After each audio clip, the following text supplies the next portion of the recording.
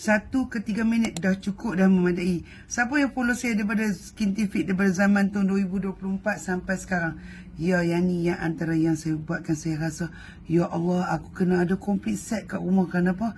Pentingnya penjagaan di rumah untuk kulit yang cantik. So yang ni adalah by Skintific.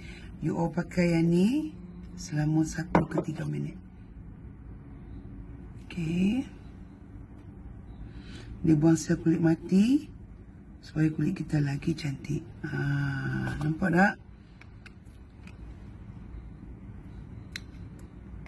Walaupun kulit kita dah cantik, you all tetap kena buang. Pasal apa? Kulit kita tetap tahan api ke matahari. Jadi mesti ada benda yang apa? Sel kulit mati. So jangan biar. Tengok kat beg kuning, dia punya promo price. Okay, so biar tahan. So kalau you nak kulit cantik, kena buang sel kulit mati. So tak ini di beg kuning, tak payah lama, 1 ke 3 minit maksimum. Alright, bye. Assalamualaikum.